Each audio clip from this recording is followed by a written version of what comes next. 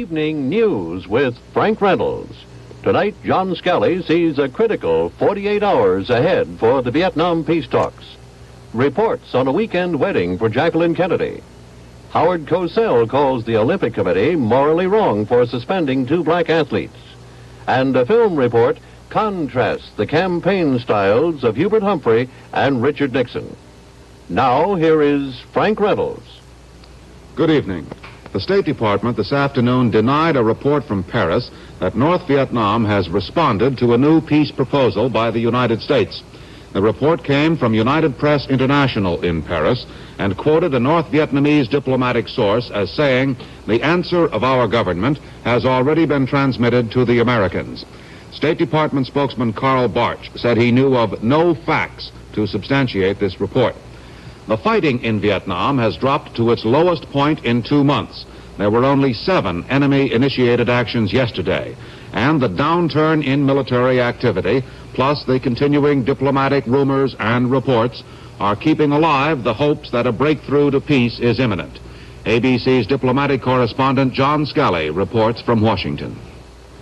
The next 48 hours will be critical in determining whether there is to be a major breakthrough for peace in Vietnam.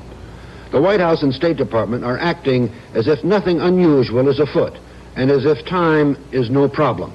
But behind the scenes, there is unbelievable tension, and it keeps escalating each hour the North Vietnamese delay their response.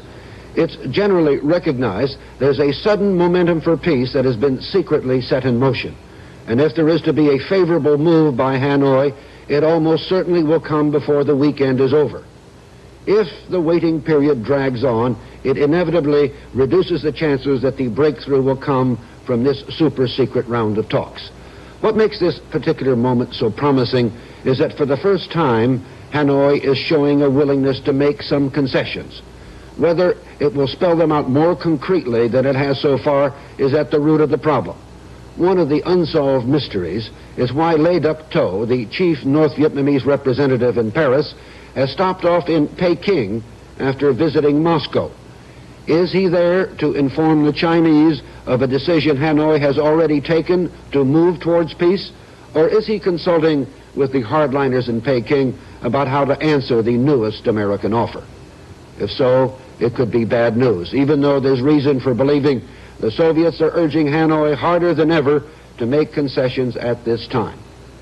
We are now living through one of the most delicate moments of the Vietnamese War. If Hanoi acts positively, there could be a related series of exciting developments, an end to the bombing, a reduction in the bloody fighting leading to a ceasefire, and at the far, far end of the road, a peace conference with both the South Vietnamese and the Viet Cong sitting at the table. It's for this reason the next 48 hours will be a period of agonized waiting for those who long for peace. This is John Scally, ABC News in Washington. The air war over North Vietnam continues, though on a reduced scale because of bad weather. American planes flew 100 missions against the North yesterday. In the South, communist gunners shot down 2 American helicopters. 1 crew member was killed. In a moment, the wedding plans of Mrs. Kennedy.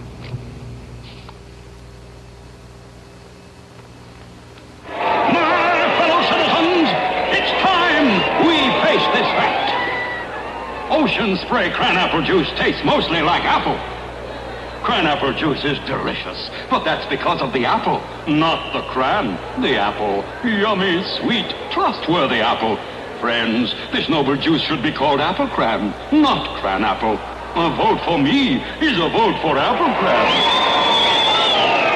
And here we are at Cranberry headquarters. Our next interview... Ladies and gentlemen of the press, my opponent, the Honorable Apple, wants to rename Ocean Spray Cranapple Juice. He wants to call it Apple Cran. Balderdash! The cranberry gives cranapple its flavor, its tang, its character, and its cheery red color. Cranapple. Apple wants to call it Apple Cran. Never! Don't put the apple before the cran.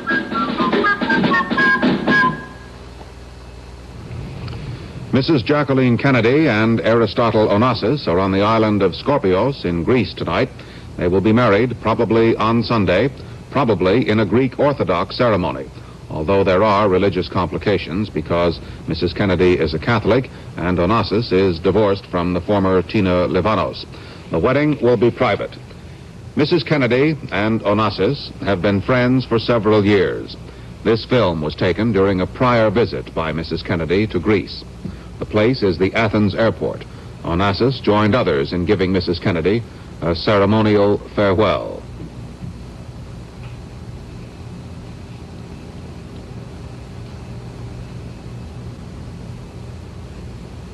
Onassis owns the island of Scorpios, and his private security police already are patrolling the waters to keep intruders away.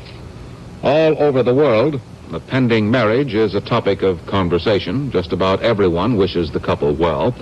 The White House announces that President and Mrs. Johnson hope that Mrs. Kennedy will be very happy. Mrs. Rose Kennedy, mother of the late president, wishes Mrs. Jacqueline Kennedy great happiness. UN Secretary General Uthant wishes Mrs. Kennedy every happiness. In London, Mrs. Kennedy's old friend, Lord Harlech, wished her happiness. In Paris, opera singer Maria Callas, an old friend of Onassis, wished the couple the best of luck. Last night, a few hours after the announcement, Mrs. Kennedy left her New York apartment for Kennedy Airport. With her were her children, Caroline and John Jr., and 8 others, among them Mrs. Kennedy's mother and 2 sisters of the late President Kennedy, Mrs. Patricia Lawford and Mrs. Stephen Smith.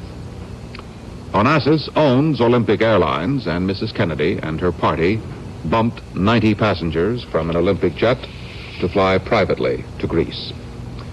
The wedding party is expected to be a small one. After the ceremony, the couple will honeymoon aboard Onassis' yacht, the Christina. The family plans to live in Mrs. Kennedy's New York apartment so that her children can continue to study in the schools they now attend. But in the words of Mrs. Kennedy's secretary, Nancy Tuckerman, they'll be doing a lot of traveling. In a moment, a report on today's developments in the presidential campaign.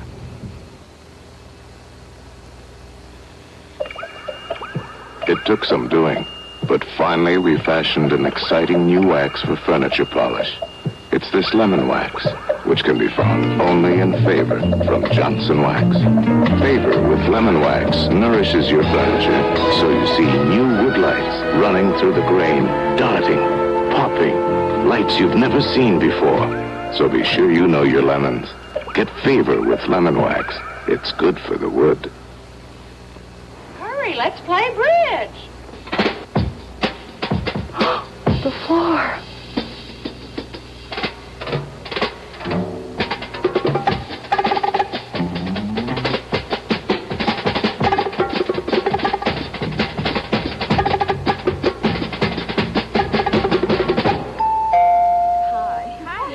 Pronto perks up floors fast, cleans and shines, then dries in 5 minutes. The way to find out how good a dog food is to feed it to a lot of different dogs. Here at the Purina Research Farm, we feed better than 400 dogs every day. We feed them just about every kind of dog food you can imagine, and they tell us just exactly what a dog needs. For example, we found that puppies need about 17.5% more protein than grown dogs, and more calories, because they burn up more energy. So we make Purina Puppy Chow with just the right nutrition for puppies. Now, a grown dog might get fat on Puppy Chow. That's one of the things we've learned to watch out for. So we start feeding him Purina Dog Chow when he gets about a year old. That way he'll have plenty of energy without getting fat, and grow up big and healthy as he can, and live a long life. He'll show, better than anything we could say, what it's like to be a Purina Dog Chow dog. Vice President Humphrey campaigned in Hartford, Connecticut today. Richard Nixon was in Boston. Both candidates appealed to their audiences to vote their hopes, not their hatreds this year. George Wallace spent the day resting in Montgomery, Alabama. The latest Harris poll issued today shows that Richard Nixon leads Vice President Humphrey by 5 points, 40 to 35%. Since the last poll, Humphrey has gained 4 points, Nixon has gained 1 point. But Governor Wallace has lost 3 points. There are now fewer undecided voters. These new Harris results differ in significant degree from a late September Gallup poll, which showed Mr. Nixon enjoying a 15 percentage point lead over the vice president, 44 to 29%. Based on the voter turnout in 1964, the pollsters seem to be disagreeing by about 7 million votes. Today, Harris said if the vice president gains another 2 or 3 points, then the election could become too close to call. Barry Goldwater is on the campaign trail once again, campaigning for a Senate seat from Arizona. Goldwater first took office in 1953, and 4 years later he took over the conservative leadership in the U.S. Senate in a way. On November 5th, Goldwater will have to beat Democrat Roy Elson. A closer look now at that Senate race from ABC's Bob Clark.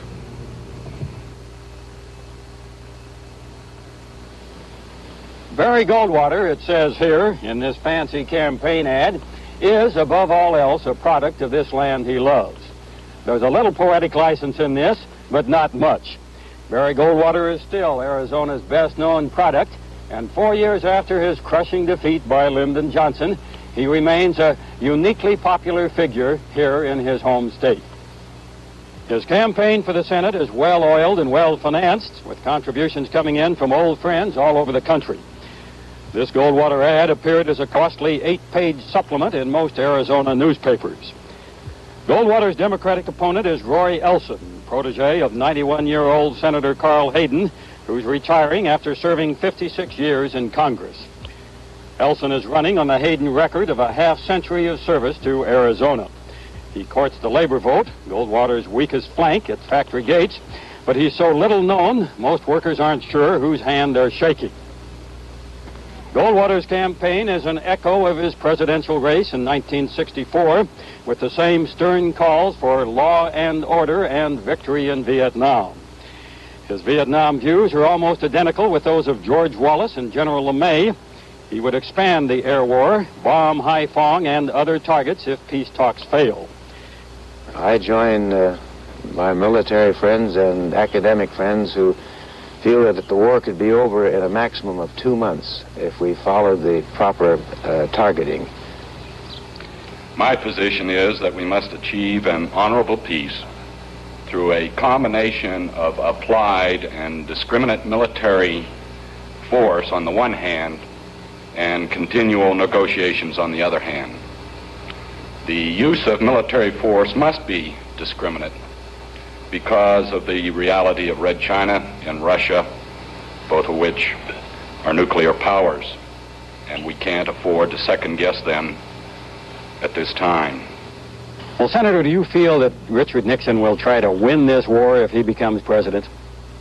Yes, in my talks with Mr. Nixon, I have a definite understanding that his position would be, with a failure of the peace talks in Paris, a return to the military effort and a much stepped-up military effort, not in manpower, but in target direction. That would mean an extension of the bombing. And yes. Arizona has had at least one Democratic senator for over 40 years, but this streak appears likely to end on this election day. The Goldwater victory may reach landslide proportions. So, unless all the signs are wrong, Barry Goldwater will be back in the Senate in January, sitting again on the Armed Services Committee, ready to do battle with any president who tries to settle for less than victory in Vietnam. This is Bob Clark in Arizona. If Goldwater wins, he will join Republican Senator Paul Fannin, who does not have to run for re-election this year. Apollo 7 completed a full... This is a molecular model of poly-1,4-cyclohexylene dimethylene terephthalate. How about that? And I'm Joanna Barnes, here to tell you what this unique molecule of Codel polyester fiber means in carpets. It's so special, it's patented. Every room in your house comes alive because carpets of Codel bounce back beautifully. Even a house full of kids can't keep Codel fiber down. That's why Codel is the fastest growing carpet fiber. If you can't remember the name Codel, ask for poly-1,4-cyclohexylene dimethylene terephthalate. We also make 2,2,4-trimethyl-1,3-pentane diol monoisobutyrate. But that doesn't go in carpets. Codel fiber has come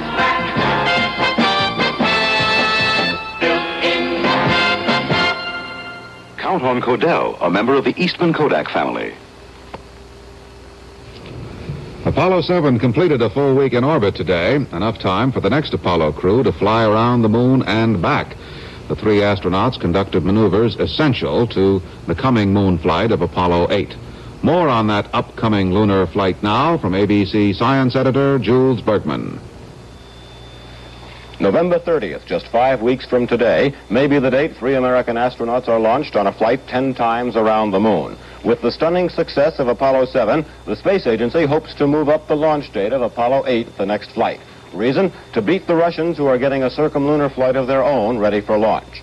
By launching Apollo 8 earlier, we'd gain several weeks over the Russians. Astronauts Frank Borman, Jim Lovell, and Bill Anders are now training for that mission, but the space agency won't make its final decision for another few weeks.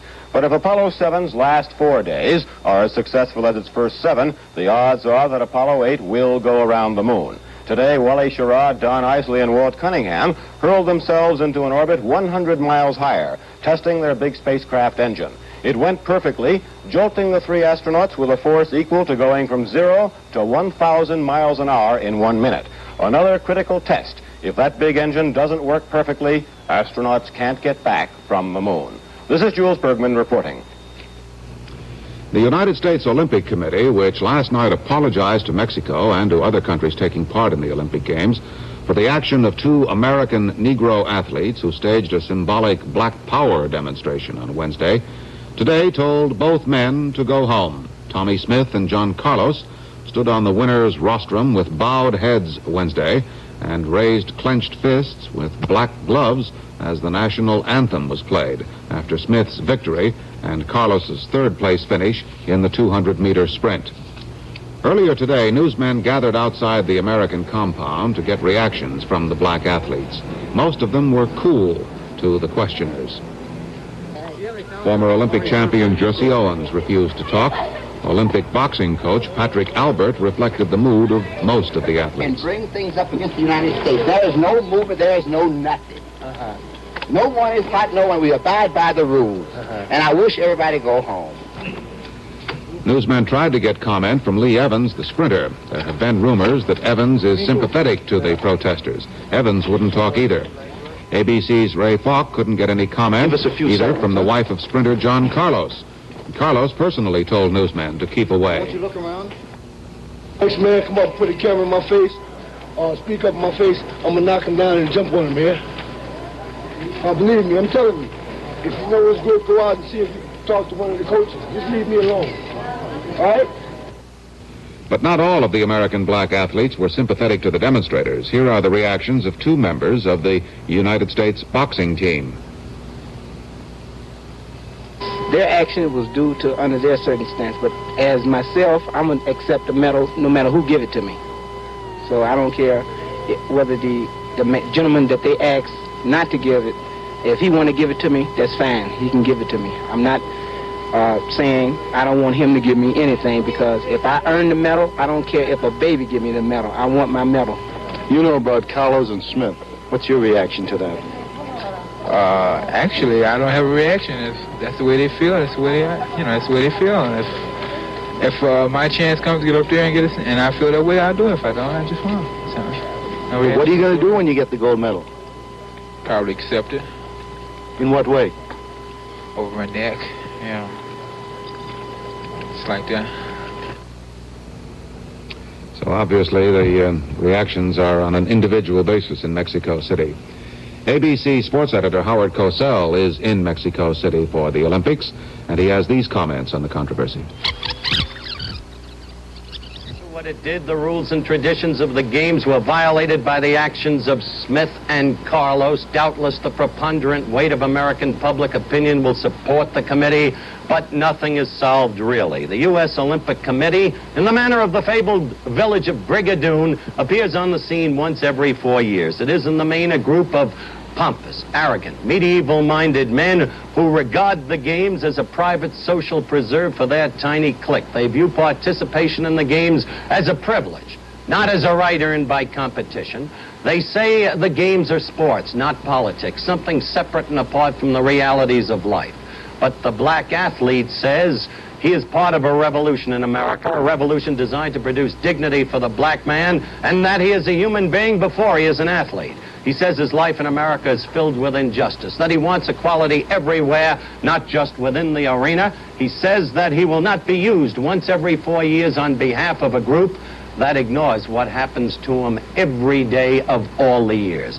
He says he earns participation, wins fairly, and that he will use his prominence earned within the arena to better his plight outside of it. He says, don't tell me about the rules. The U.S. doesn't dip its flag in front of the reviewing stand, and that's a rule all other nations follow. He's aware of backlash, but says he's had it for 400 years. And so the Olympic Games for the United States have become a kind of America in microcosm, a country torn apart. Where will it all end? Don't ask the U.S. Olympic Committee. They've been too busy preparing for a VIP cocktail party next Monday night in the lush new Camino Real. Howard Cosell reporting from Mexico City. ABC will bring you 2 full hours of Olympic events tonight and its continuing coverage of the games in Mexico City. The Boy Scouts of America are going to open their ranks to girls beginning January 1st. The girls will be permitted to join Exploring, a character-building program for boys and now for girls 14 to 18 years old. One Scout executive explained it this way: boys of that age tend to show an active interest in girls. Hurricane Gladys veered towards Florida's middle Gulf Coast late this afternoon, and the Hurricane Center warned that it will hit just north of Clearwater tonight if it keeps on in its present path. Earlier, it had been predicted that Gladys would hit farther north near the less populated area of Cedar Key. The National Assembly of Czechoslovakia today ratified the treaty with the Soviet Union that provides for the continued presence of Red Army troops in Czechoslovakia. Under the terms of the treaty, most Soviet bloc troops will leave within 2 months, but 70,000 Russians will remain. On the New York Stock Exchange today, Dow Jones Industrials were up more than 8.5 points.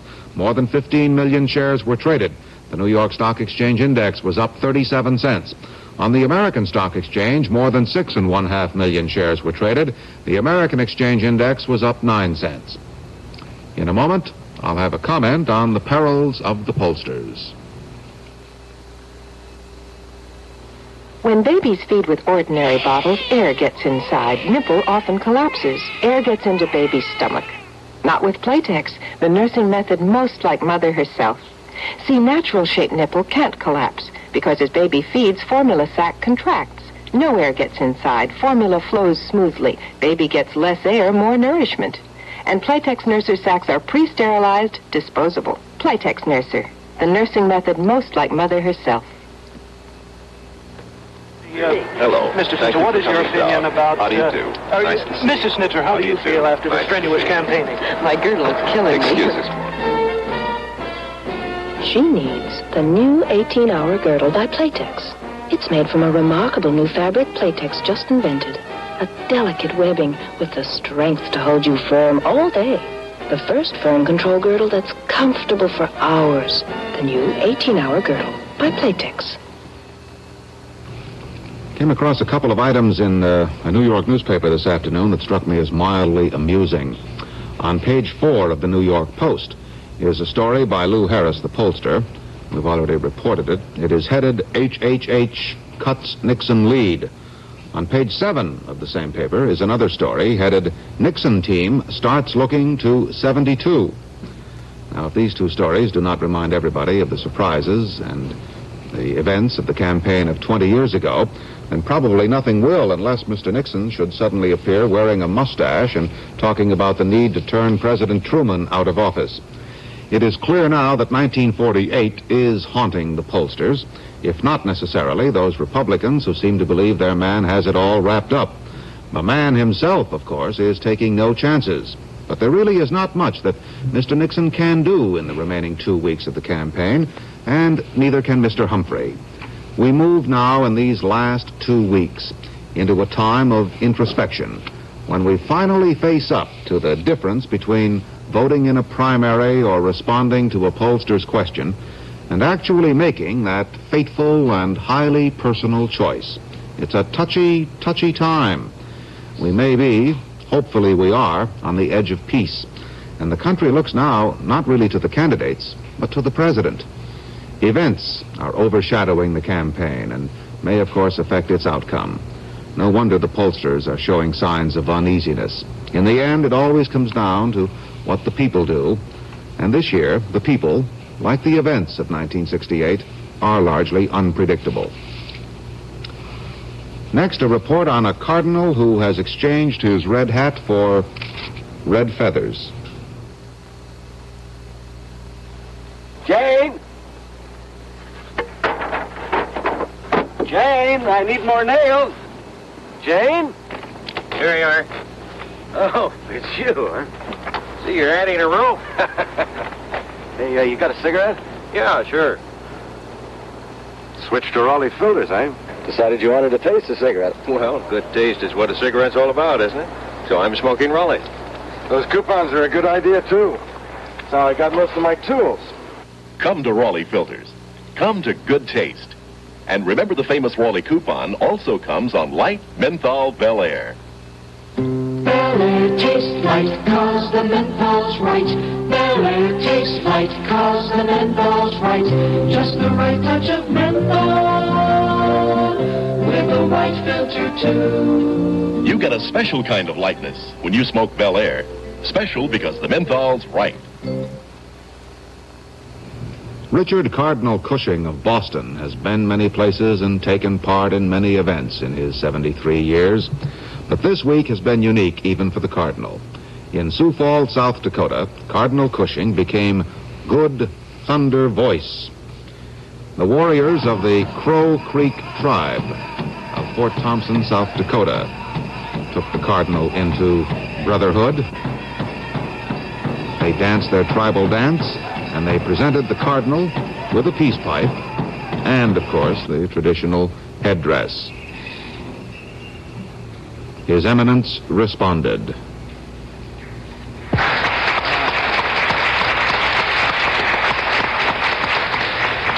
I am profoundly grateful to you all, my dear Indians, for the honor you have conferred upon me.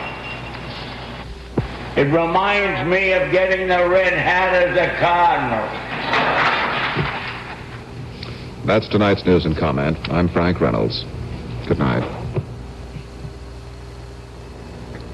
Special thanks this week to stations KTVI St. Louis, KELO Sioux Falls, South Dakota, KMBC TV Kansas City, and to all the ABC sports personnel in Mexico City for their help in preparing reports from their areas.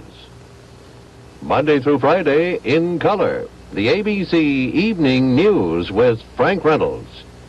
Democratic vice presidential nominee Senator Edmund Muskie will be the guest Sunday on an hour-long edition of ABC's Issues and Answers, beginning at 1 p.m., noon Central Time. This has been a presentation of ABC News.